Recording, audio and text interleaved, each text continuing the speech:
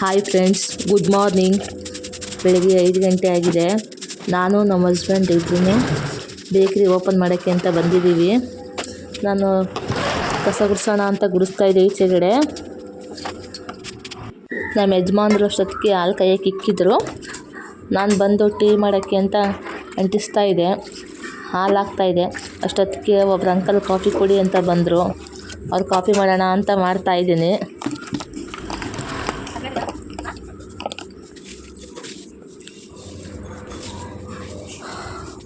Uncle ಬೇಗ ಕೊಡಮ್ಮ, ನಾನು ಮಾರ್ಕೆಟ್ಗೆ ಹೋಗಬೇಕು ಅಂತ ಇದ್ದರು. ಅದಕ್ಕೆ ಆಯ್ತು ಅಂಕಲ್ ಅಂತೇಳಿ ಬೇಗ ಮಾಡ್ತಾಯಿದ್ದೀನಿ.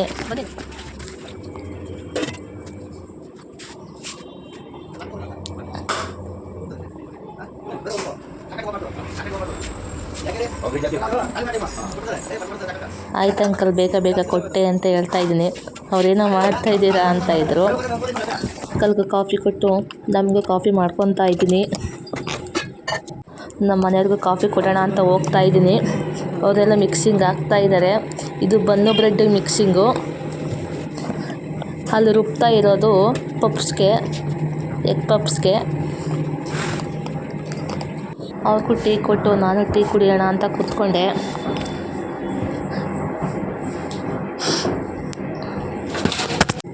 ಈ ಮೊಟ್ಟೆ ಪಪ್ಸ್ಗೆ ನಮ್ಮನೆಯವ್ರು ಬೇಸ್ ಮಡ್ಗವ್ರೆ. ಹಾಗಾಗಿ ಇದನ್ನೆಲ್ಲ ಕುತ್ಕೊಂಡು ಬಿಡಿಸ್ಬೇಕು. ಈಗ ಮೊಟ್ಟೆ ಬಿಡಿಸ್ಕೊಟ್ಬಿಟ್ಟು ಬಂದೆ. ಇಲ್ಲಿ ಬನ್ನು ಬ್ರೆಡ್ಗೆ ನಮ್ಮ ಮನೆಯವರು ಕಟ್ ಮಾಡ್ತಾಯಿದ್ರು. ಒಬ್ಬರೇ ಕಟ್ ಮಾಡ್ಕೊಂಡು ಒಬ್ಬರೇ ಸುತ್ತಕ್ಕಾಗಲ್ಲ. ಅದಕ್ಕೆ ಪುಡಿ ನಾನು ಕಟ್ ಮಾಡಿಕೊಡ್ತೀನಿ ಅಂತೇಳಿ ಕಟ್ ಮಾಡಿಕೊಡ್ತಾಯಿದ್ದೀನಿ. ಅವರು ಸುತ್ಕೊತಾ ಇದ್ದಾರೆ. ಈ ಥರ ಎಲ್ಲ ಕಟ್ ಮಾಡಿ ಹಾಕಿದ್ರೆ ಅವ್ರು ಸುತ್ಕೊತಾರೆ ಅವರು. ಇಲ್ಲಾಂದರೆ ಒಬ್ಬರಿಗೆ ಕಟ್ ಮಾಡಿಕೊಂಡು ಸುತ್ಕೊಳ್ಳೋಕೆ ತುಂಬ ಕಷ್ಟ ಆಗುತ್ತೆ. ಈ ಥರ ಇದೆಲ್ಲ ಬನ್ನಿಗಿದು ಈ ಥರ ರೌಂಡ್ ಮಾಡಿ ನೀಟಾಗಿ ಹಾಕಬೇಕು. ಇದೆಲ್ಲ ಮಿಕ್ಸಿಂಗು ಬನ್ನಿಗೆ.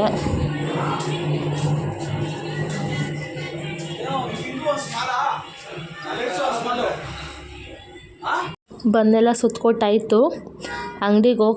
ಅಂಗಡಿಯಿಂದ ಮನೆಗೆ ಹೋಗ್ತಾ ಇದ್ದೀನಿ. ಮಕ್ಕಳನ್ನ ಕಳಿಸ್ಬೇಕು ಸ್ಕೂಲಿಗೆ. ಮಗನ ವ್ಯಾನು 8 ಗಂಟೆಗೆ ಬರುತ್ತೆ. ಹಂಗಾಗಿ ಹೋಗ್ತಾ ಇದ್ದೀನಿ ಮನೆಗೆ ತಿಂಡಿ ಮಾಡೋಕ್ಕೆ ಅಂತ. 7:15ವರೆಗೂ ಅಂಗಡೀಲಿ ಇರ್ತೀನಿ. ಆಮೇಲೆ ಮನೆಗೆ ಬರ್ತೀನಿ.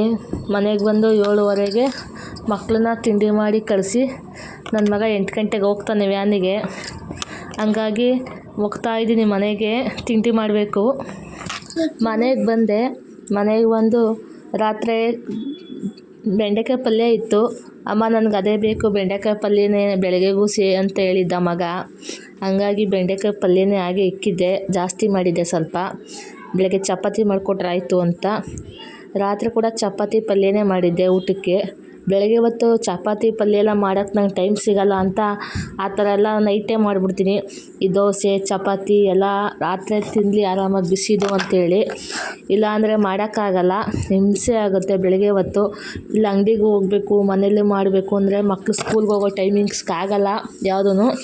ಅದಕ್ಕೋಸ್ಕರ ಚಪಾತಿ ದೋಸೆ ಏನೇ ಇದ್ರೂ ಅದೆಲ್ಲ ನೈಟೇ ಮಾಡ್ಕೊತೀನಿ ಅಡುಗೆಗೆ. ನಮ್ಮ ಮನೇಲಿ ಅವ್ರಿಗೂ ಅಡ್ಜಸ್ಟ್ ಮಾಡ್ಕೊತಾರೆ. ನೈಟು ಊಟನೇ ಬೇಕು ಅನ್ನೋದೇನಿಲ್ಲ.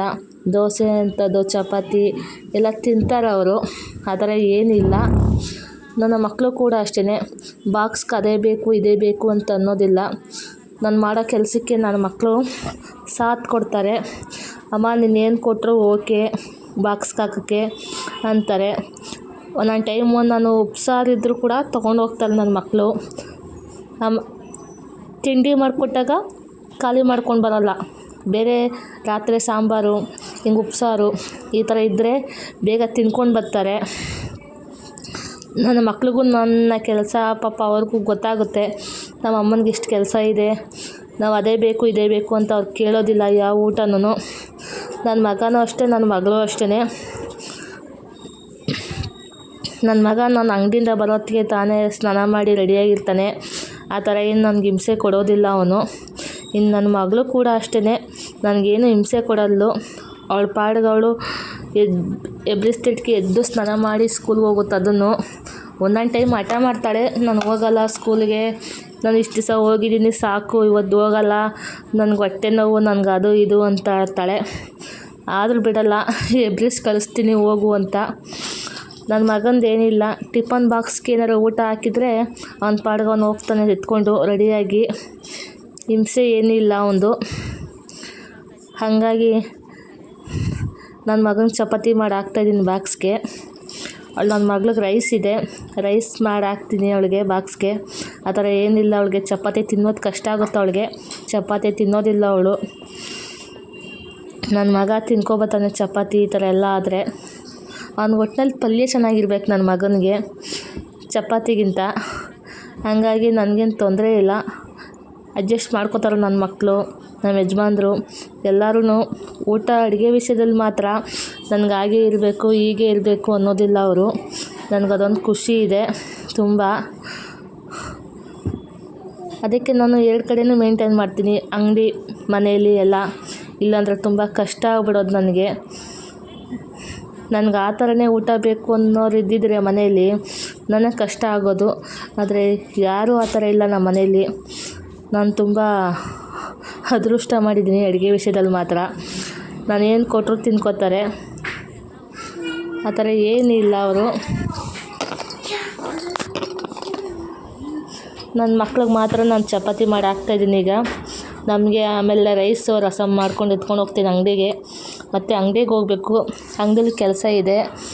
ಈಗ ಮಕ್ಳು ಕಳಿಸ್ಬಿಟ್ಟು ನಾನು ಹೋಗ್ತೀನಿ. ಮತ್ತೇನು ಮನೇಲಿ ಇರೋ ಹಾಗಿಲ್ಲ ನಾನು.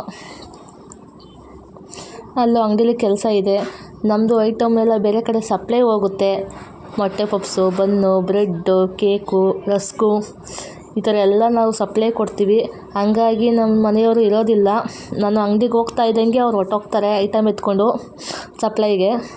ಅವ್ರು ಬರೋವರೆಗೂ ನಾನೇ ಎಲ್ಲ ನೋಡ್ಕೊಬೇಕು ಅಂಗಡಿಲೂ. ಹಂಗಾಗಿ ಈಗ ಅಂಗಡಿಗೆ ಹೋದ್ರೂ ಕೆಲಸ ಇದೆ. ಅದಕ್ಕೋಸ್ಕರ ಈಗ ಬೇಗ ಟಿಫನ್ ಮಾಡಿ ಹೋಗ್ತೀನಿ ಅಂಗಡಿ ತಾವು.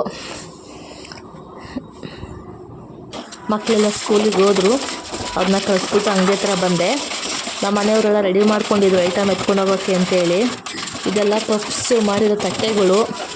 ಇದೆಲ್ಲ ತುಂಬ ಉಜ್ಜೋಕ್ಕೆ ಕಷ್ಟ ಆಗುತ್ತೆ, ಅಷ್ಟು ಕರಿಯಾಗಿರುತ್ತೆ.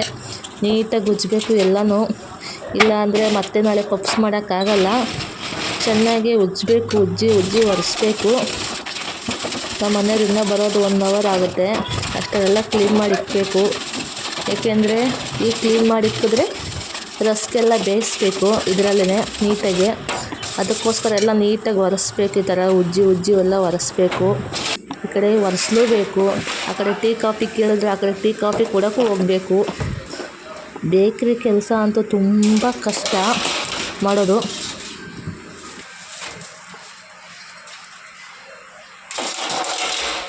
ಚೆನ್ನಾಗಿ ಬೇಯಿಸಿದ್ರು ನಮ್ಮ ಮನೆಯವರು. ಅದನ್ನೆಲ್ಲ ಎತ್ತಿ ಜೋಡಿಸ್ತಾ ಇದ್ದೀನಿ. ಈ ಥರ ಬಂದೆಲ್ಲ ಜೋಡಿಸ್ಬೇಕು, ಇಲ್ಲೆಲ್ಲ ಹಾಳಾಗ್ಬಿಡುತ್ತೆ. ನೀಟಾಗಿ ಜೋಡಿಸಿ ಎತ್ತಿಕ್ಬೇಕು.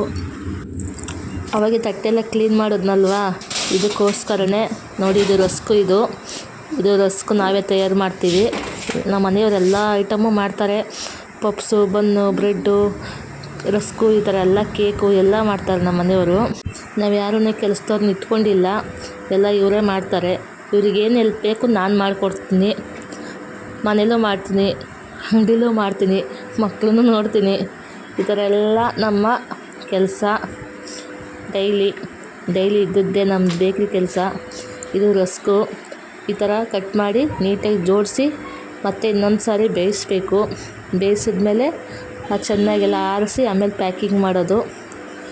ತುಂಬ ಕಷ್ಟ ಇದೆ ಬೇಕ್ರಿ ಫೀಲ್ಡು ಅಂದರೆ, ಅಷ್ಟು ಸುಲಭ ಅಲ್ಲ. ಆದ್ರೂ ಮಾಡ್ತಾಯಿದ್ದೀವಿ. ನಮ್ಮ ಮನೆಯವ್ರಿಗೆ ಇದೇ ಕೆಲಸ ಗೊತ್ತಿರೋದು, ಬೇರೆ ಗೊತ್ತಿಲ್ಲ.